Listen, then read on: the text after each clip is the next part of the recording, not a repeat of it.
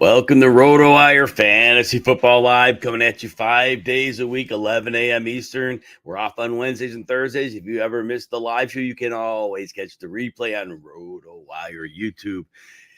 Man, fantasy football playoffs in the air, almost in the books. Week 15. It's rough. A lot of players talk about them. We had week winners. We had dream crushers. We get it every week, and it's a high variance sport. The stakes are higher in the fantasy playoffs. As analysts, I just dealt with a Twitter thread, and I get it. You could sense the frustration in some people when they ask a lineup question and we get it wrong. I didn't see Jalen Waddle going off. I thought that with Tyreek Hill out, we've seen that Miami offense gets neutered by decent defenses, and the Jets know them. He goes off. It's a very high variance sport. It's very difficult to predict, but here's where we live. As an analyst, we live in the world where we're trying to create probabilities. That's why I give you a why. When I give you an answer, I hate to just tell you start player X, start player Y. I try to give you the why so you can hear the rationale and decide, is this work for me? You might not agree with the rationale, start the other player. You might agree with the rationale, it might support you, then go with it. But trying to be better than the field. We're all going to make mistakes. Nobody saw Baker Mayfield throwing 4 touchdowns. Well, maybe somebody did, but probably not. And I have Baker Mayfield in a lot of leagues. He's been a very good, helpful, super flex quarterback for me all year. I didn't see him with 4 touchdowns in that game, right? So it's probability. We just have to hope we're on the side of variance. But again, we're a little better than the others, and we're doing okay, right? Charlene, welcome back. All right, so let's start with the week winners. Anthony Cervino, by the way, will be in soon. He'll come in and talk some of these reactions with us. The week winners, James Cook. Beginning of the week, I got a little nervous. I was looking at Dallas's defensive numbers and remembering the film I saw on them, and I'm thinking they're pretty good against running backs and receiving backs. But then I thought about it, and my stance on Cook became very optimistic. They use him in motion. They're very creative. Joe Brady has unlocked him. I didn't think Joe Brady would be an answer. He was. Randy, good morning. I didn't think Joe Brady would be an answer. He was. And the other thing is, with Josh Allen, defenses always have to play the pass. And Brady understood how to leverage Cook within that world. And so now that's the 5th straight game Cook had at least 100 scrimmage yards, but this one was over 220 yards. And he had a couple of scores. He could have had another one. He could have had another score in that game. So James Cook goes off, and that's the week winner. And he came up and started sit questions. He did come up and start sit questions. And but like I said, as the week went out, I got a lot more favorable on him when I kind of just remembered what I saw on film. Just remember it. And it's like, yes, they can get to Dallas, and they did. And then obviously Christian McCaffrey. Wow, that was the right answer right there. Last year he was healthy, did get hurt in the playoffs. He had those 2 prior years where he was hurt. But man, the first round picks, Jamar Chase had to deal with the Joe Burrow situation. So there's that. Justin Jefferson had the injury. It was Christian McCaffrey. You never know. You never know. Crystal ball, right? Never know. But obviously McCaffrey just keeps getting it done. 3 more touchdowns, 187 yards, I think it was. Only 23 touches. He just mauled Arizona. If there was an MVP in the league, and I know Tyreek Hill, he missed last week, but he was talking 2,000 yards. If it's a real MVP, it's going to a quarterback. We know that already. Oh, Charlene had a vacation. Yep, nice. But McCaffrey's an MVP. I mean, realistically, as nice as Brock Purdy's playing and the numbers he's putting up, and Purdy said it, and Purdy knows it. McCaffrey is the MVP. He won't win it. He definitely won't win it. And Lynn Dorfin's asked about Antonio Pierce's earned the head coaching gig. It's funny. That Raiders organization is nuts. Rich Bisaccia was the special teams coach, and he took over in their last situation where they had an in-season coaching, and he coached well. I think he got him to the playoffs, and the players loved him, and they played well for him, and they went with Josh McDaniels. It didn't work out. So Antonio Pierce should have that job. But do I trust the Raiders will do the right thing? Not so much. And Randy, yours will come up soon in the Dream Crusher section, so I'll deal with that. Sam Laporta. Here's the funny thing. He only had 6 targets, and one of them was on the very last play of the game. They could have ran the ball. It was 4th and 2. They were draining the clock. blowout. They had the game. They threw it to Laporta. They got him his third touchdown. 5 catches, 56 yards, 3 touchdowns. Sam Laporta, big old week winner there. Jared Goff, same game. I mean, really, if you played any Lion player, you were in good shape. Any of the normal ones. Goff throws 5 touchdowns on 34 attempts, 278 yards. The yards weren't great. You're not complaining. You got 5 touchdowns out of Jared Goff. So if you went back to him, and remember, home Goff, road Goff. Last week we talked about it. Played in Chicago. That's sub 40 degrees. Goff on the road's usually worse. Sub 40 degrees, usually really bad. Gets back home, tears it up. Jordan Addison. Didn't really see that one coming. But again, that game got kind of nuts against the Bengals on Saturday. He goes for 111 yards and a couple of touchdowns. So Jordan Addison, if you stuck with him. And then again, he was in lineup questions. And Nick Mullins at quarterback was a concern. But Addison ends up coming through with the best day of the Minnesota Vikings pass catchers. And then I said at the top of the show, Jalen Waddle. Didn't see that coming. 8 of 9 targets caught, 142 yards, a touchdown. Basically, played great. He's a great player. And but I just thought with Sauce Gardner, DJ Reed, and safety help, because who else are you worried about? Braxton Berrios, River Craycraft, Durham Smythe. Nobody's worried about him, right? So the Jets are a good defense, and the Miami offensive line was decimated. Connor Williams done. Robert Hunt was out. Teron Armstead's playing on bubblegum and duct tape. And Jalen Waddle goes up. I'm glad he did. And if you started him, that's awesome. Like I said, I felt bad. In questions where they were really good players with them, wasn't optimistic. That's football. He goes off. Kyron Williams keeps getting it done. 5 catches for 3 yards. That was a little bit weird, but he goes for 27 carries, 152 and a touchdown. Continues to get it done. 26 fantasy points. No complaints there. And Washington was a good run defense. But, Stafford's the only one who didn't. Well, Stafford didn't go off. But in the DFS, if you listen to my DFS show, I targeted this game. And Stafford didn't do what we wanted. But I had mentioned all these names. I mentioned Stafford, Kyron, Kupp, Terry McLaurin. Gibson didn't do anything. But yeah, that was the game where they went off. And then Baker Mayfield. If you're in a super flex and you started him, 381 and 4 touches. I'm telling you what, the defensive coaching, I don't know why the name evades me right now. Joe Barry of Green Bay. Anytime Mayfield threw in the middle of the field, it was easy pickings. The Packers have some talent. They have injuries. I get it. And they trade away Rasul Douglas. I get all that. I don't know how they've kept him, Joe Barry. I don't know how they go into the offseason and they don't get rid of him. But you can't fire all the players. And his coaching has been very soft. He needs to go. If you had the Raiders defense, they were a week winner for you. And the Miami defense, they pitched a shutout. Raiders defense Thursday night, 2 touchdowns, a bunch of takeaways. That was epic. I don't know how many people started the Raiders, but with Easton Stick at quarterback, I imagine a good number of people did if you were streaming them. And with obviously no Justin Herbert, and Keenan Allen was out. So that was definitely a play. And the way Antonio Pierce hasn't playing, it was a good play. Charlene brings up the Dolphins defense. Yeah, there were 2 defenses I drafted this year. I drafted Cleveland and I drafted Miami. And we'll talk about Cleveland later in the show, but I'll save that. But yes, both of those have been very good. And obviously Miami's gotten better since they got Jalen Ramsey back. When they got him back, they've gotten even. Now they lose Jalen Phillips, one of the top pass rushers, but they're still getting it done every week. Terry McLaurin got it done. He needed 2 quarterbacks to do it. They benched Sam Howell, and then they bring in Jacoby Brissett, and then McLaurin. McLaurin was an inch short of another touchdown. He should have had 2 touchdowns. Barely missed. But 6 for $141 and a touchdown coming off a goose egg. We loved him in DFS this week. We loved him as a big play. Curtis Samuel, same game. 5 of 9 targets, but he catches 2 touchdowns. And then Trey McBride. The matchup was bad.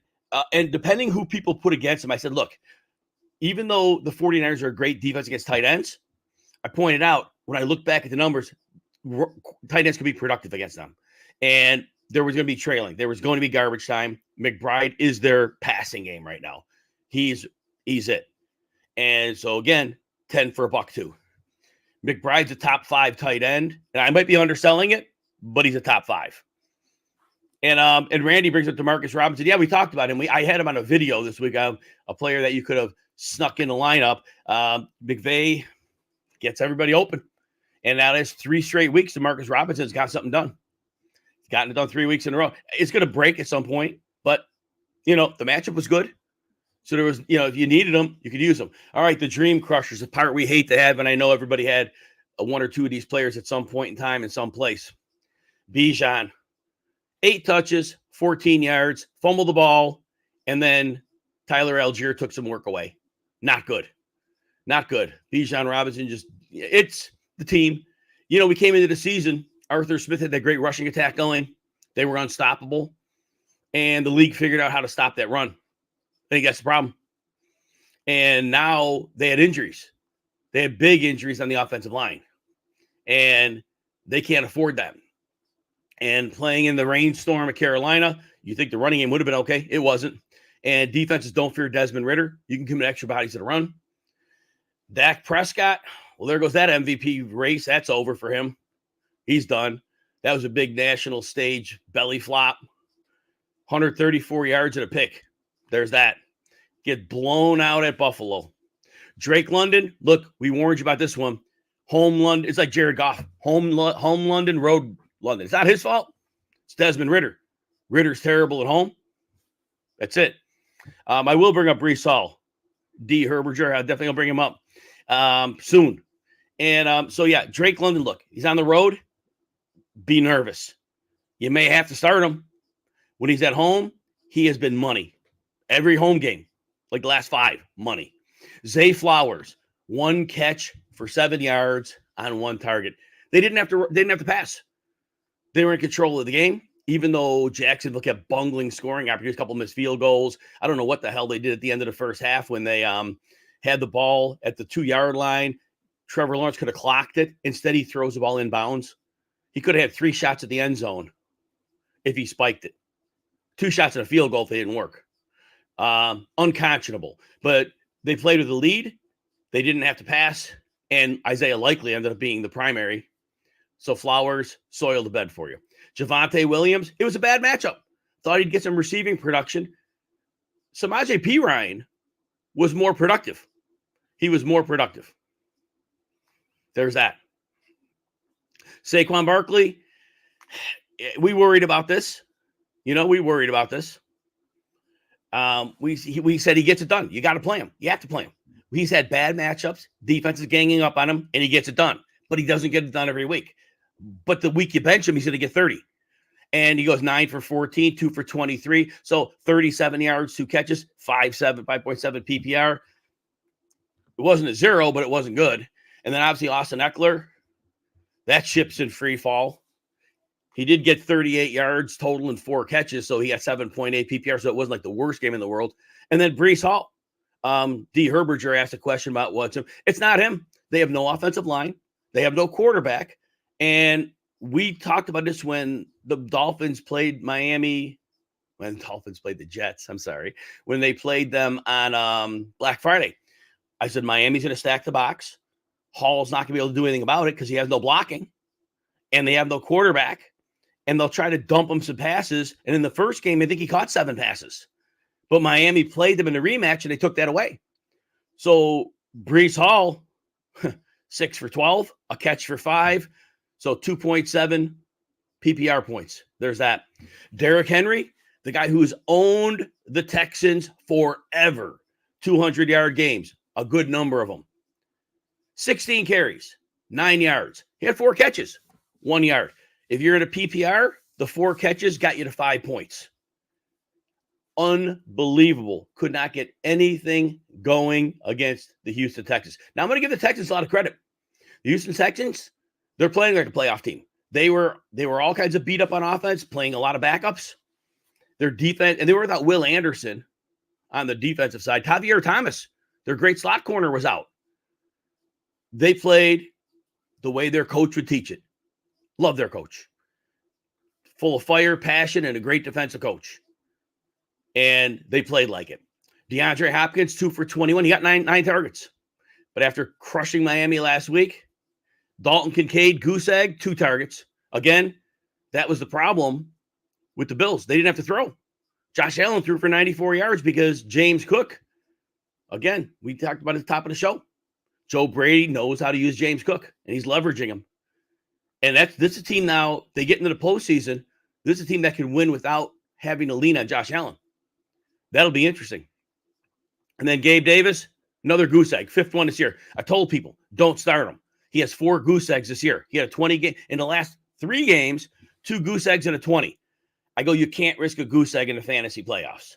Now, this was game script, but in those goose eggs, 0, 1, and 2 targets. 72% of the snaps. I'll take a couple comments here. Hopefully Anthony comes in soon. Anthony is in here. Anthony Cervino, here we go, man. What's going on, man? Rough day yesterday. Oh, I just went through all the dream crushers. A couple quick comments from the chat, and then we'll get to our games here, Anthony. Let's see what we got here. Randy says tonight will determine if he'll survive or fail the Gabe Davis experience. I was just saying, Anthony, he has 5 goose eggs on the year, 3 in the last 4 games. And in those 4 games, he has a 20-point and 3 goose eggs. Yeah. Is there a world where you would have considered starting him? I actually thought yesterday was a good spot for Gabe Davis because you could beat Dallas's defense, especially Bland, for as good as he is with the pick sixes. You could beat him over the top. Josh Allen threw the ball like 10 times. And I didn't expect it, and the Cowboys sure as hell didn't expect it. Nope. And then Charlene says she picked up Josh Palmer just in case Keenan Allen's out. The Easton Sick thing is going to be interesting. He did get that broken coverage 70-something yard touchdown. I think this offense is a train wreck right now. I would be very, very hard pressed to start any of them unless I was desperate. Any thoughts there? Yeah, I don't even know if Austin Eckler's in play right now. Yep. You know, flex. And when that game was blown open, we saw a lot of the other running backs. I was skeptical on Eckler coming in. I know it took a lot of heat on it in the offseason. I was worried about his target share in this system, and injuries didn't help. I don't think the system change helped. And plus, he's getting older, right? Like, he's right around, I think, Derrick Henry's age, but Derrick Henry's a different type of back, a lot bigger. Eckler took a lot of abuse to his body. So I think next season, if I had to choose one, let's say both of them go to a different spot, give me the guy who goes to the better team and the better offensive line. Hey, Austin Eckler outscored Derrick Henry this week. There's that. He had 4 catches and 5 PPR points. Oh, my God. It was horrible. Any other comments here? Let's see if we get could Bill Belichick go to San Diego or you probably mean Los Angeles Chargers? Could you see it, Anthony? Yeah, I could, but is that the best for Justin Herbert? Like, if I'm Belichick, I'm not going anywhere. Like I'm not going to Tampa. I need a spot where I believe I can go win a Super Bowl. And yeah, the Chargers would be in play.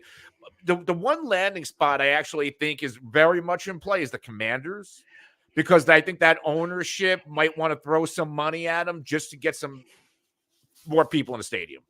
Yeah, no. Now Belichick being a defensive coach, man, if they hadn't traded away Young and Sweat, that would have been a nice unit for them to work with. And then let me see. Lindorphins is talking about Rashee Rice's targets, 10-9, 10-9 last 4 weeks.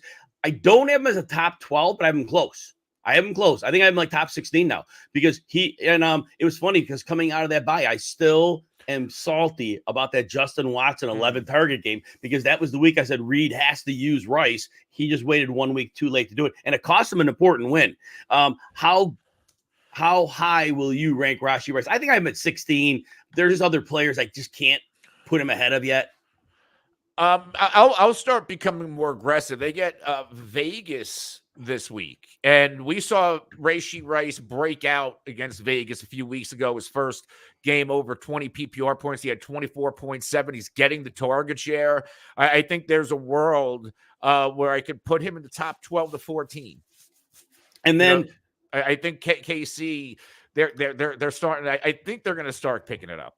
Yeah, and like I said, I'm not far off. I'm at 16. Yeah. And when I comb through after all the last game wraps up, there could be some adjustment, but it's close. It's a real muddled, and I'm kind of with you on that. But yeah, he's the number one. And I thought in that game against New England would treat Kelsey as the alpha because it wasn't like Rashee Rice was going for 150 yards and 2 touchdowns in games. And it kind of worked out that way where they dealt with Kelsey, but they didn't really deal with Rice. And so Rice was able to that Rice touchdown, that's normally the Kelsey play.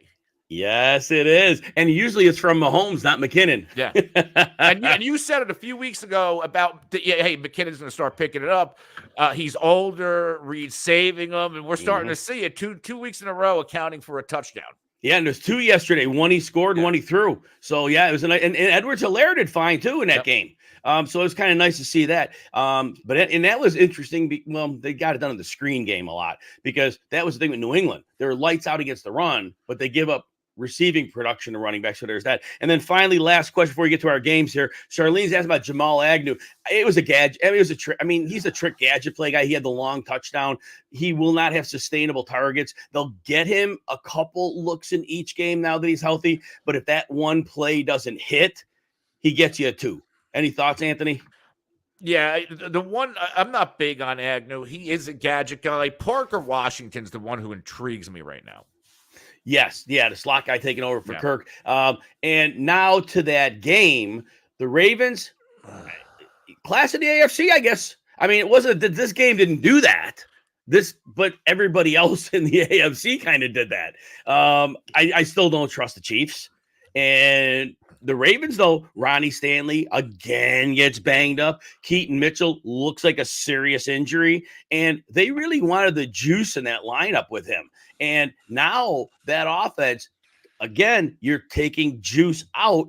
And I love Gus Edwards, but now we're looking at really a sledgehammer offense. And they're the class of the AFC. But Anthony, in a playoff game where there's that hypersensitive game planning, I would not put a ticket on the Ravens and say they're winning, the 2 games and getting to the Super Bowl if they get the bye. Thoughts? It's Kansas City for me still, right? Because they are starting to look better. Certain players are starting to come on. And, I was going over this because the 49ers fans can be extremely arrogant at times. And I was saying, I was counting. I think there's only 5 quarterbacks in the NFL who have won Super Bowls. One's hurt, Aaron Rodgers. Flacco just came off the street. Then you got Russ, Mahomes. I think I'm forgetting somebody. But a Super Bowl is really hard to do. And if you look at the Kansas City in the playoffs, they're going to be the most dangerous team. When you bring up Baltimore, they're somewhat battle tested, but they struggled early. That Jacksonville defense played well early. Right. And if it wasn't for Jacksonville leaving points on the table, I think we have a possibly closer game to a different outcome.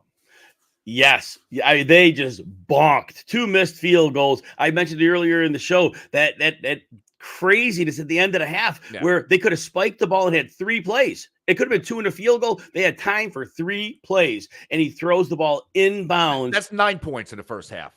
Yes. Wow. Just unbelievable. Julia's here. Hey, Julia, good to see you. So all that said, today, right now, if the Bills played the Ravens in a playoff game, it would be a very possible second-round scenario. Who wins the game? That's hard because Buffalo looks great after struggling a little bit. Baltimore, they're finding ways to win, but I somehow have an issue trusting their defense at times.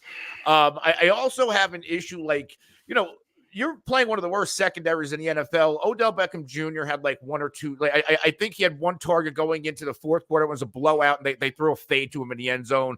You got to, Zay Flowers, I don't even know if he got a target. 1 for 7. That's Keaton Mitchell's now out. That one explosive piece you had in the backfield. So, the Ravens, how good are they when it matters? That, are they another version of the Cowboys who will win differently? We don't know. You hear me say this frequently on the show, Anthony. When a very good defense plays, but they're playing a high-level offense, playing at a high level, the defense is irrelevant. We saw it yesterday. Dallas has a very good defense, but the Bills were playing well. And you in this league can make a good defense irrelevant. And that's why I worry about the Ravens. The Ravens are an outstanding defense, but there's no one part of their defense that scares me. It's not like they have this monster passers like Myles Garrett who you can't stop, or they have a Sauce Gardner or a Patrick Surtain who's just going to lock your number 1 down. I don't see any of that. They're a very good defense, But I think that defense, if they play a good offense, they'll be irrelevant in the playoffs. Yeah, the Ravens are a little bit worrisome for a number 1 seed right now. The Jaguars are now tied, 3-way tie for the AFC South. Houston, like I said earlier, they're playing like their coach, man. Winner. Come out there and beat the odds. And the Colts picked off a win against the Mike Tomlin Steelers, is crumbling, and the Jaguars are all 8-6 now. Obviously, I'd like to say the Jaguars come out of this. They did play the Ravens, which, that's not a matchup for them. They had their chances. Who wins this division? Initially, I thought the Jags were going to run away with it. I don't like the way Jacksonville's playing. We saw Trevor Lawrence past couple weeks. He's getting banged up. He goes into the concussion protocol after the game. He was even, I think he could have maybe banged up a part of his arm or a shoulder during the game. They mentioned him kind of shaking something off his arm. I think injuries are piling up here, and he's playing through it because we're seeing some, erratic throwing from Trevor Lawrence. Houston, the way they won that game, I didn't give them a chance with all the injuries. Right? Houston's one of the more dangerous teams right now that could get into the playoffs, especially getting Stroud and Nico Collins back.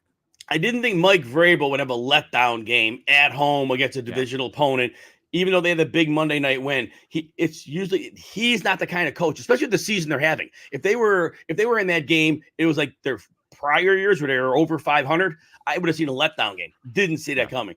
Julia, real quick, what the Ravens points out, I do think that loss of Mark Andrews does haunt the Ravens in playoffs because he is that seam stretcher that in a unique way opens up the offense for everybody else. And look, Likely's playing well, but Likely is no Mark Andrews. Anything quick on that?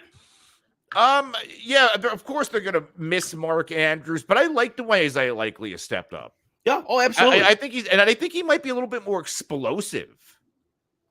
Different type of tight end. Yeah, different type of tight end for sure.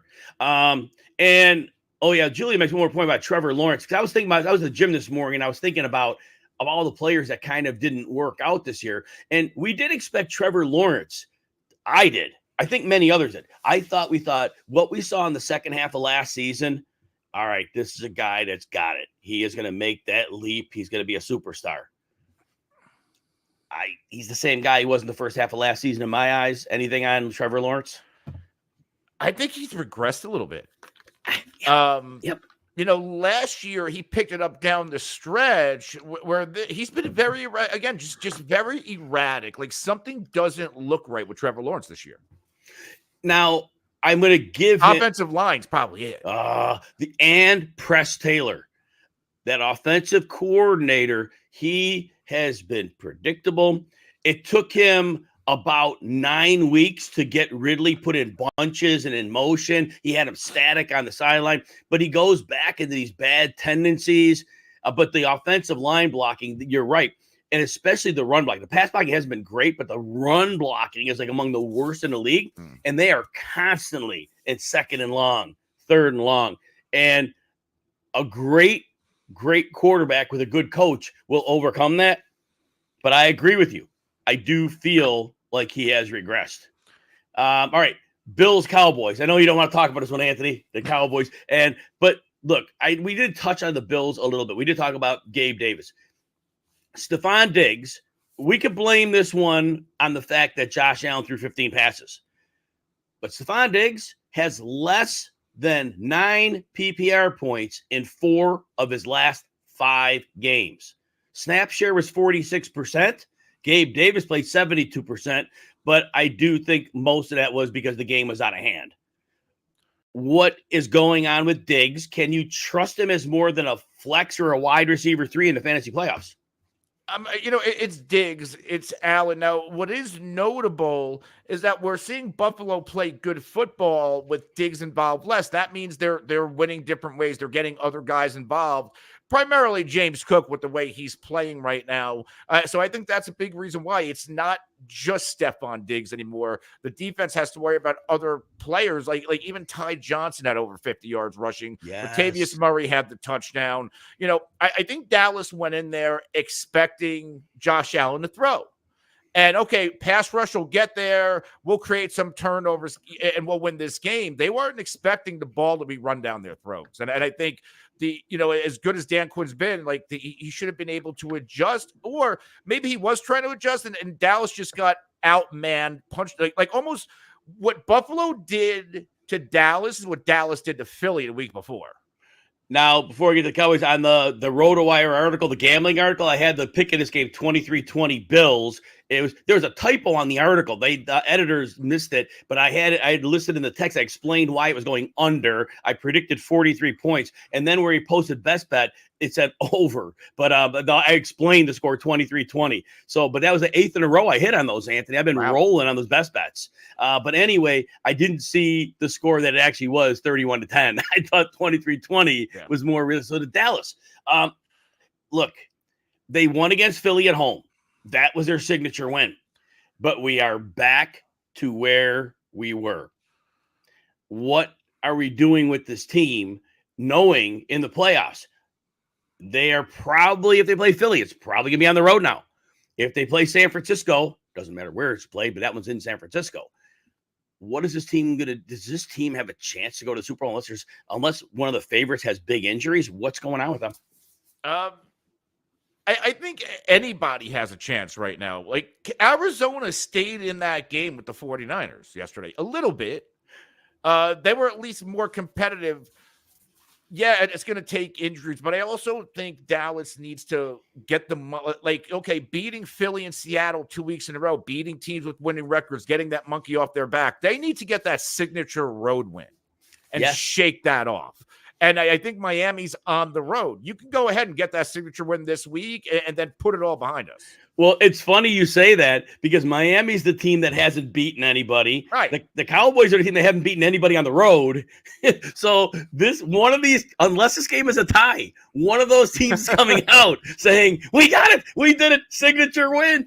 So it's interesting. But again, you thought the Bills would be very easy for Dallas to attack. Well, Daquan Jones, the interior lineman's out for the season. He was a big part of their run defense. They've been without Matt Milano forever, their tight end stopper. Tre'Davious White, so they've had to roll so much coverage. Micah Hyde, the safety, was out. And the thing was, they just don't stop like number 2 receivers because they put so much attention on the number 1. But all that said, this is a game where you think Dallas should have been okay on offense. And that pass rush of the Bills has not been good. Now, Dallas lost Zach Martin for a while. Apparently he's going to be okay, but it was problematic for them. So what happened with the Cowboys offense?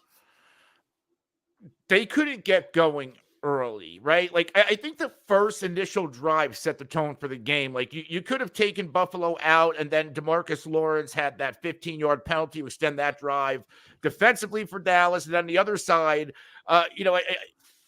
they went deep, right? And Dak missed that big throw to Brandon Cooks. And I feel like these little mistakes early set the tone to where instead of trying to get this offense into a rhythm, you took a shot, which is fine. But I think Dallas plays its best when they pick up a couple of first downs. You run the ball a few times, Dak gets comfortable. Dak never looked comfortable. The offense looked flat the entire game. Totally did. Great. I'm not much more to say on that. Dallas in most matchups will be fine. This matchup against Miami is going to be interesting. Miami, since they got Jalen Ramsey back, and I know they lost their great edge rusher, Jalen Phillips, they've been an outstanding defense. How do you think Dallas comes into this game? How do they perform against Miami looking ahead the next week? I think I actually am going to have, and I have a lot of respect for Miami. I love Miami. I love what they bring. Number one, what's the deal with Tyreek Hill? That's the first thing. Mm-hmm. Number two is not Josh Allen. You can get to Tua. And, he's not going to evade. Like, Josh Allen, you see him push a pile. Tua's not going to push a pile. I think Dallas is going to get home.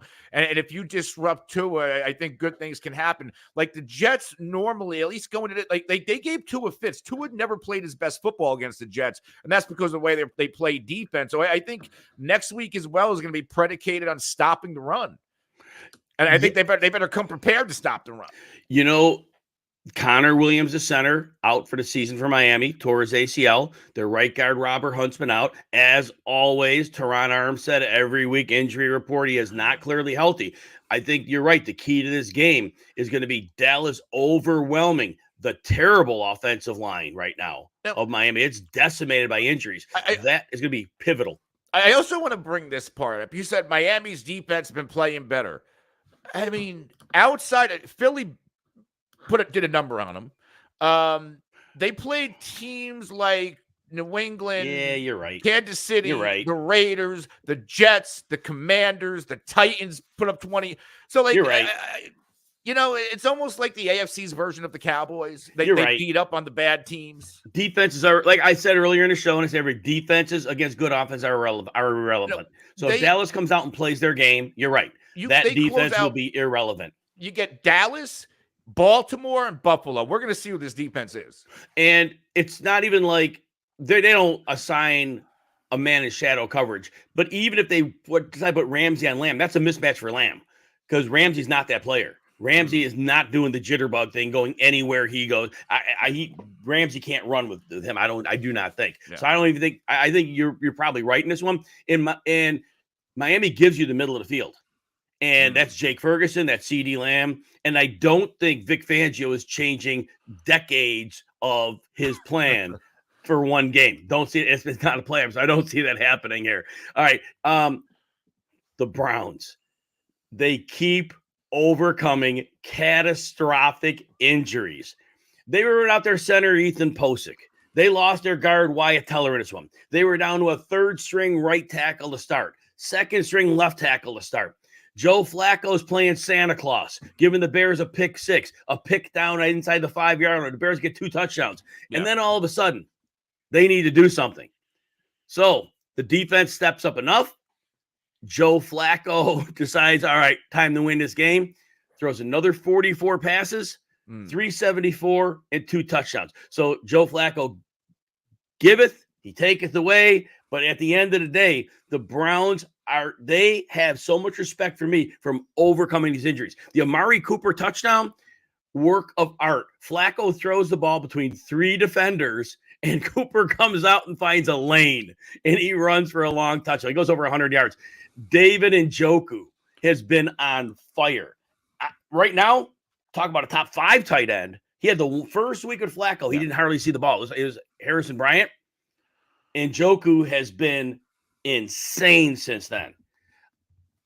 My biggest betting ticket in the offseason, the Browns making the playoffs. I'm so, and the fact they've overcome these injuries. Anyway, talk about the Browns. I love the Browns. I've been talking about the Browns ever since they brought Flacco in because, Flacco with the Jets was not good, right? He looked washed. The Jets' offensive line was bad, but you look at the Browns' offensive line, okay, this is like a top 5 unit. They're going to give him time, and he's played really good football. I don't know how many times he threw it. I know the 2 games going into yesterday, he started 40 and 45 throws, so they're not afraid to let him throw the football. He's actually, in my opinion, playing the best quarterback for the Browns, like better than Deshaun right now. Yes. And the defense is dangerous. They were in a deficit yesterday. They overcame it. They're winning so many different ways. They're plus 6,000 odds to win a Super Bowl. I've said it every week I've been on this show since Flacco's been there. This reminds me of the Brad Johnson Buccaneers.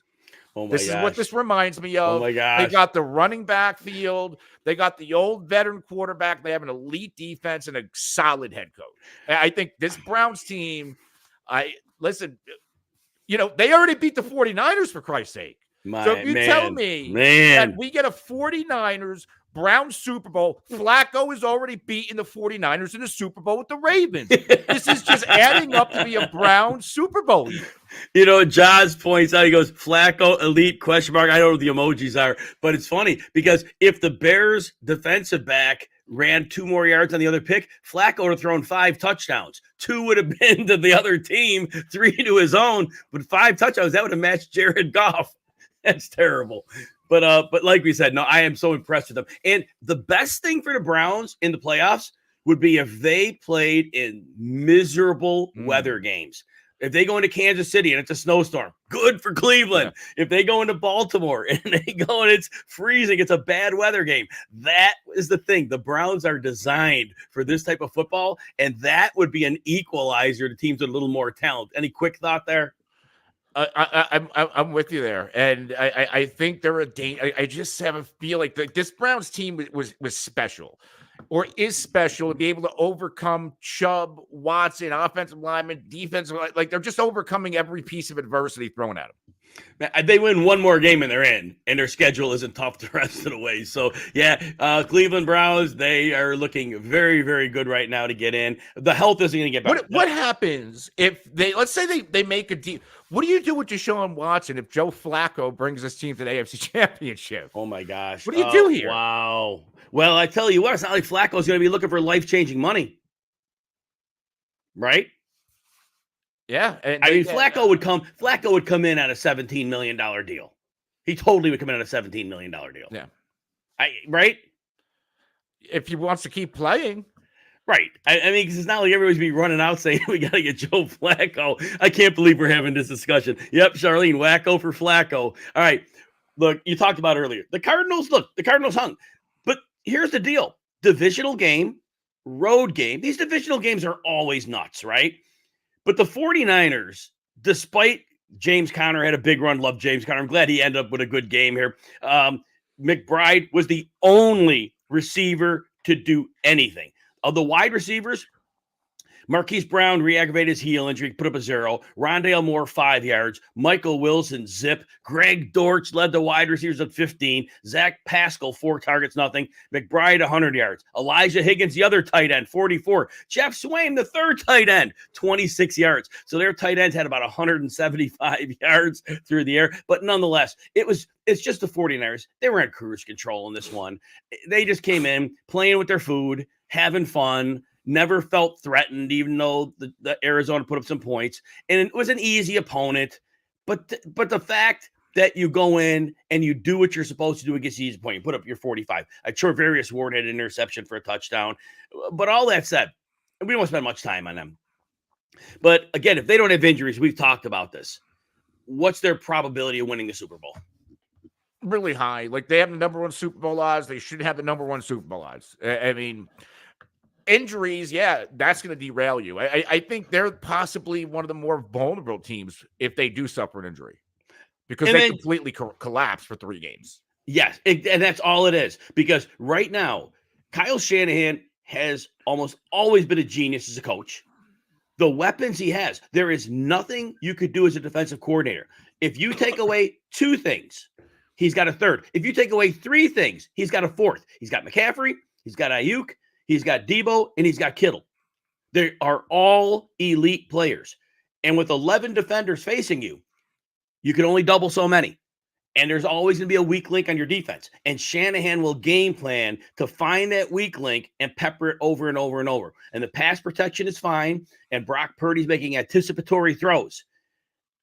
Like I said, aside from injury, and talk about defense being irrelevant, they're going to play the Ravens on Christmas night. And the Ravens have a vaunted defense. I'd be stunned if the 49ers don't put up 30 points. Anything there? This is going to be a big test, right? Like, we talked about the Ravens. We don't trust them, but this is also one of the better opponents the 49ers are going to face. I'm excited for the game. Very excited for the game. But I just don't. Lamar can evade that pass rush. That's another thing I think we're discounting in this matchup a little bit.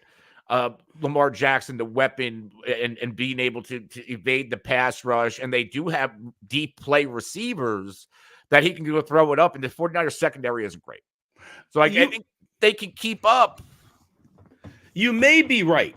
Ronnie Stanley's hurt again. We'll see if he makes it out there. But the 49ers, they were without Eric Armstead and without Javon Hargrave. They missed their 2 interior guys in this game. If they're back, the problem with just saying, and you may be right, maybe Kyler can evade their pass rush, but what they can do is they've got Bosa, they got Young, and they can just push the outside and keep Lamar in, and you got Armstead and Javon Hargrave cleaning up. The problem with that pass rush, it's not 1 guy. It's not 2. It's legitimately 4 who all do different things. And yes, Lamar is extremely evasive. Sure, he's able to run away from Aaron Donald because Byron Young, okay, he's doing fine. But we're talking about 4 guys. 3 of them are game wreckers, and Armstead is just very, very good. Do you think Lamar really can evade that pass rush for long? I would give him a better chance than a lot of quarterbacks. Makes sense. Yeah, I mean, he's Lamar. He's Lamar. He definitely Lamar. At this point, Zay Flowers, he's a nice receiver. I call him the screen king. But if a defense with decent cornerback play decides to limit him, I just feel that you can pretty much take him away. I really feel you can take him away. Odell Beckham, I love what he's doing. But a lot of the plays he runs they're really 50-50 plays. And Lamar's got to make those throws. And often he does. But this is where I worry about the weaponry. Like Isaiah Likely, if they decide to go with the Fred Warner route on him, and they haven't always done it this year. They've been just playing kind of straight up. But if they played them in a high-stakes game and they put Fred Warner and Isaiah Likely, good night, Isaiah Likely. You're done. I can't wait to see this game. I know it's a look at, but we're not going to be on. It's Christmas Day. We're not doing a show on Christmas Day. So who wins that game? I have to take 49ers right now. At least right now. Yeah, I can't wait to see it. Well, I guess we got one quick word on the Rams. Rams right now, they look like a playoff team. They have the record. They probably make it here. Defense, a little iffy, of course, right? I mean, they certainly don't have the components of their pass defense is bad. You can torch them. But the offense, Sean McVay won't be coach of the year, won't probably be considered for it. But I honestly feel like he needs to be considered because what he has done with this offense, and it's not him putting up 28 against Washington. It's a body of work thing. He's turned Kyron Williams into a massive producer. Cooper Kupp, Puka Nacua. Demarcus Robinson has been relevant for 4 weeks. And Matthew Stafford. Are the Rams a dangerous team for the playoffs? They're playing really good football right now compared to what we saw early in the year. They've overcome some injuries. Kyron, I feel like, is that piece that unlocks this offense. I've always believed, dating back to Todd Gurley, that you need a very good running game to really unlock the Sean McVay offense. And we're seeing that this no-name defense outside of Aaron Donald stepping up, making plays here. I don't want to say that they're dangerous, but if you look at the body of the work in the NFC, Sean McVay's been to a couple of Super Bowls and he won a Super Bowl. So, yeah, if I'm going to say, well, Kansas City can do anything because they're battle-tested, been there, done that, then I have to give the same respect to the Rams, who, outside of a couple players, still got the quarterback, the head coach, the top wide receiver, and the one of the best defensive linemen in football. So the pieces are kind of still there. And as we move off this, Anthony astutely brings up, we want a Rams-Lions playoff game. Stafford, Goff, the trade. Oh, my gosh. Would that be a classic? Oh my God, that game, about that. If they set the over-under on that game at 60, I'm betting the over. Where's it being played, though? It would be at Lions. It'd be at the Lions. Okay, so it's because I think either way it's a Jared Goff home game. But yeah, really, Jared Goff at home is just playing outstanding football right now. Oh my God! But that game, I would bet over 60 on it. And just right now, put the schedule that game, put the line up. I'm betting the over, no doubt about it. All right, we're gonna talk some Monday Night Football now. Next week, Monday is Christmas Day. Anthony, on Tuesday, I could make my Tuesday show this reaction show. If you feel like doing Tuesday, I don't know what your schedule is, but I will invite you in for Tuesday if you want to. I'll do Tuesday. I'm good. All right, perfect. That works out perfect because my Tuesday guy, this is our last week of doing the waivers, so that one opened up. So next Tuesday we'll be doing that for sure. All right, Monday Night Football. This game is extremely impossible to handicap because Jalen Hurts. We do not know what's up with his illness. First, they took him off the injury report. They said he was ill, but he played. Then they said he got worse. What do you know at this point about this, Anthony? I know just as much as everybody else, but I also know that if I'm the Philadelphia Eagles, I see all that the Dallas Cowboys lost, and I'm going to do everything I can to get Jalen Hurts out there and win this football game. Yeah, and now in terms of other injuries, Not that he's been playing great, but Darius Slay, their corner, had a knee scope. He's going to be out. Weak side linebacker Zach Cunningham, they have counted on him in coverage, and their coverage in the middle of the field is terrible. They've counted on him. So that's going to be a big, big weakness. Right guard Cam Jurgens out. They could probably be fine there. That wouldn't be too problematic. Seattle, kind of the same deal. Geno Smith, the most recent report is he faces an uphill battle to play. And then defensively, Devin Witherspoon didn't practice Saturday, game time decision. Jamal Adams, well, you don't want him in coverage, but he's a game time decision. So this is what's going to make this game very, very hard to predict. Now, before we get into the prediction, Lee brings up a point. He feels like Swift's in a committee. Here's what happened.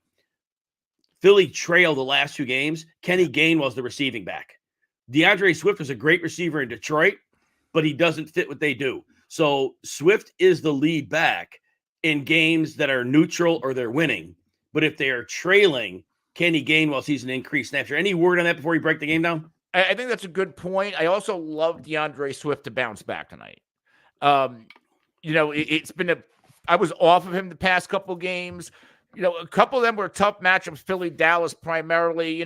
Buffalo, that defense has been stepping up of late. Seattle's one of the easiest matchups for running backs. I think DeAndre Swift gets going, and we start seeing Philly's offense pick it back up. So as we're talking about this now, you're right. The Seattle run defense, they have some names, but they have not been good. They're below average run defense, even against the pass. We love the names, Reek Woolen and Devon Witherspoon. Witherspoon's been really good in the slot. He's done really, really well there. But Reek Woolen is not the same level of player he was as a rookie. Not quite the. He's good, but he's not anything like that shutdown corner we thought we were getting. And in terms of that, I really don't see if Hurts is able to play and play well. Like you said, Swift gets going here. I don't see a world where they're slowing down A.J. Brown. Anything there? Yeah, I just love Philly tonight. And no, how do you slow down guys like A.J. Brown, who, he's been solid past couple of games. I think he's due for a big pop game again. I also think on the other side, Seattle, they're even with Drew Lock, they can keep up a little bit with these receivers and how poreless the back end of the Philly defense is. I'm actually expecting a lot of points tonight. Yeah, now, the prop I liked, but I'm going to pull it because if Geno doesn't play, I don't know if I can trust Drew Lock. I like Jackson Smith and Jigba over 41 receiving yards. Because the middle of the field, Zach Cunningham out. And then whoever in the slot, they were playing Bradley Roby there. Well, with Slay out, they're going to have to move him outside. Yeah. And that middle of the field, but I don't know if I could count on Drew Lock. How about Smith and Jigba? Is that off the board because of Drew Lock for you now? I don't know if it's off the board. Like, depending, I was getting a lot of JSN questions in fantasy, and depending on like who the other options were, I would use JSN because of the matchup. But it's in fantasy, you can get a touchdown at 30 yards. We're good betting. If we're betting the over, then we lose.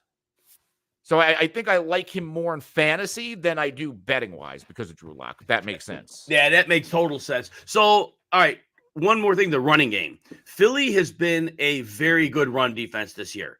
It looks like they're getting guys back. They had a couple run game injuries. The people that are missing are coverage guys. So the front four has done a really good job of negating runners to get to the second level. That said, we got Walker, we got Charbonnet. Walker seems to be the lead guy. He was nicked up. The work's being divided abnormally. There's no like clear definitive line of who's getting the work. How do you see this backfield in this game? The one I'm probably trusting for fantasy is Walker. Now, Philly, we saw Dallas do it. If you can man up on them and punish them and push them around, you can run it down their throats. We saw Dallas do it. And it would not surprise me at all to see Kenneth Walker's a really good downhill runner to get going, because we know one thing about Pete Carroll. He wants to run the football. And I think they could get going on this Philly D. No, so predict the game. What it's 3.5 Eagles. I know you love them. So enough to go 3.5? I would probably buy it down to 3. I think it's going to be very close. Now, but I just don't see them losing the game. The over and under got bet down, but that's probably because Geno Smith was in the situation. It was 48. It's down to 45. Any lean on that? I like the over. So I don't trust either one of these defenses.